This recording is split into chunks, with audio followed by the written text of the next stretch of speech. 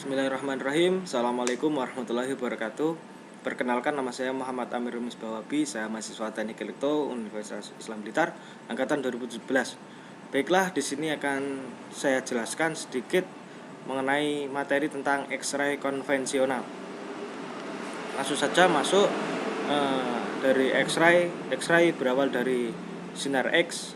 Sinar X adalah dasar dari perangkat X-ray machine. X-ray atau sinar X ditemukan oleh Wilhelm Conrad Röntgen pada tanggal 8 November 1895. Menemukan secara tidak sengaja sebuah gambar asing dari generator katoda ray yang diproyeksikan jauh di belakang dari jarak yang memungkinkan dari katoda ray.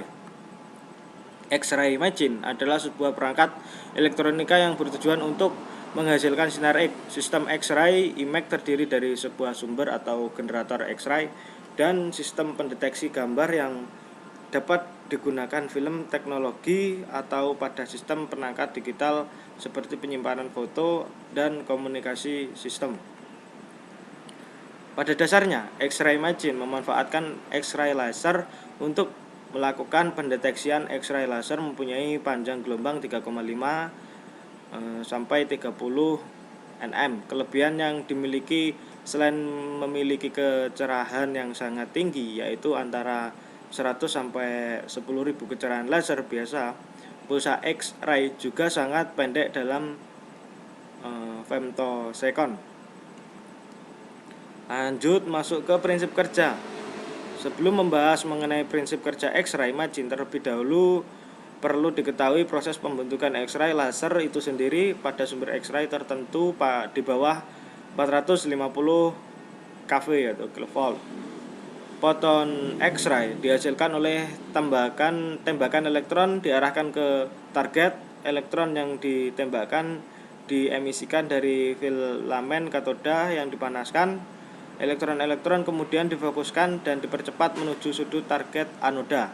Titik di mana sinar elektron menumbuhkan target disebut titik fokal. Sebagai besar energi kinetik yang dikandung oleh sinar elektron dikonvensikan menjadi panas, tetapi sekitar 1% energinya diubah menjadi foton X-ray. Panas yang dihasilkan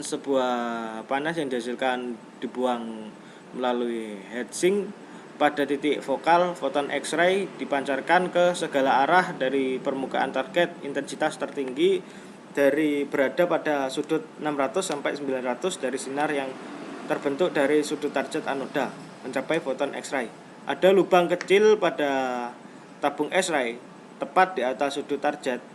Celah ini memungkinkan X-ray untuk keluar dari tabung dengan redaman yang kecil saat perawatan penutup tabung hampa yang dibutuhkan untuk pengoperasian tabung X-ray. Berikut ada contoh dari mesin X-ray dan tabungnya. Sedikit penjelasan, mesin X-ray bekerja dengan mengaplikasikan pengontrolan tegangan dan arus listrik ke tabung X-ray yang menghasilkan sinar X-ray. Sinar ini diproyeksikan ke bahan. Beberapa sinar X-ray akan melewati objek, sementara beberapa diserap. Pola radiasi yang dihasilkan kemudian akhirnya dideteksi oleh media pendeteksi termasuk layar art, sekeliling fotografi film, detektor semikonduktor atau X-ray image. Berikut bisa dilihat contoh gambarnya. Ada LED case, katoda, oil bath, elektro beam, vakum, motor, tungsten anoda, X-ray beam, filter. Lanjut, secara umum, aplikasi-aplikasi kesehatan, sistem pendeteksi X-ray jarang menggunakan medium pendeteksi. Sebagai contoh, radiografik stationary mesin X-ray ditentukan juga memiliki ion chamber dan kisi. Ion chamber pada dasarnya adalah pelat berlubang ditempatkan antara medium pendeteksi dan objek yang akan ditampilkan. Hal ini menentukan level penyebaran dengan pengukuran jumlah X-ray yang melewati medan listrik. Gas mengisi gap di dalam plat. Proses terbentuknya X-ray. Yang pertama yaitu ada X-ray tube, berfungsi untuk menghasilkan sinar X yang merupakan satu tabung hampa udara yang di dalamnya terdapat katoda bermuatan negatif yang berfungsi sebagai penghasil elektron dan anoda bermuatan positif berfungsi sebagai target penambahan elektron. 2. Sumber elektron. atau dalam kurung filamen. Filamen berfungsi sebagai penghasil elektron. Yang ketiga yaitu listrik bertegangan tinggi. Ikut gambarnya. Filamen dipanaskan untuk menghasilkan elektron dengan cara mengalirkan alur listrik pada filamen tersebut. Setelah filamen berpijar, maka karena panas elektron dari katoda filamen terlepas sehingga terbentuknya awan-awan elektron di sekitar filamen tersebut. Setelah elektron terbentuk pada filamen, tabung X-ray diberi tegangan yang tinggi hingga ribuan volt dalam kurung kilowatt sehingga memicu elektron untuk bergerak ke anoda. Yang ketiga yaitu elektron-elektron yang ditembakkan akan menumbuhkan target dan akan berinteraksi dengan atom-atom dari target tersebut. Interaksi elektron dengan target dalam kurung anoda akan menyebabkan terbentuknya panas 99% dan sinar X 1%. Kegunaan X-ray bagi kesehatan.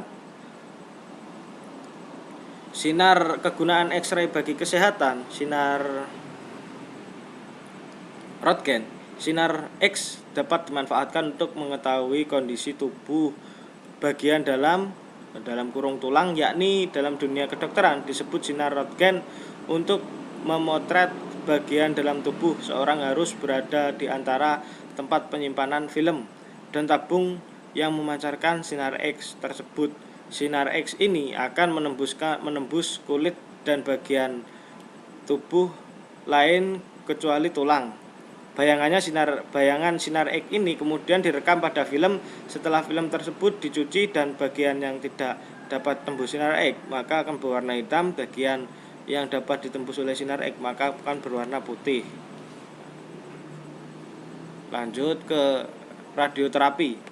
Sinar X pada intinya adalah sebuah gelombang elektromagnetik yang memiliki energi yang besar, sehingga dengan kemampuan yang juga dapat menembus hingga ke rongga dalam tubuh. Sinar X dapat digunakan untuk membunuh sel-sel berbahaya yang ada pada tubuh, misalnya kanker. Pengobatan model ini disebut dengan nama radioterapi. Aplikasi penggunaan X-ray imaging pada bidang kedokteran biasanya dipakai pada radiografi, dan dentistry. Selain itu, penggunaan X-ray imaging tidak terbatas pada bidang kedokteran saja, namun biasa dipakai juga pada security, utamanya bandara atau airport. Sebagai contoh fluoroskopi, contoh aplikasi lainnya adalah X-ray astronomi, X-ray industrial, radiografi DLL, dan lain-lain. Selain itu, juga pada bidang kedokteran gigi, pemanfaatan sinar X-ray juga saat ini mulai semakin ramai dipergunakan. Sinar X-ray adalah radiasi ionisasi yang memiliki daya tembus yang sangat tinggi. Oleh karena itu, X-ray imaging digunakan untuk mengambil gambar-gambar kepadatan jaringan seperti gigi dan tulang. Hal ini dikarenakan tulang menyerap radiasi lebih banyak dibandingkan kepadatan jaringan lunak. X-ray yang berasal dari sumber menembus tubuh dan menuju ke kaset fotografik, area di mana radiasi yang diserap ditunjukkan sebagai bayangan abu-abu dalam kurung menunjukkan warna putih. Ini dapat digunakan untuk menganalisis tulang retak. Baiklah, itu tadi yang bisa saya jelaskan mengenai materi X-ray konvensional. Bila ada kurang lebihnya saya mohon maaf. Wassalamualaikum warahmatullahi wabarakatuh.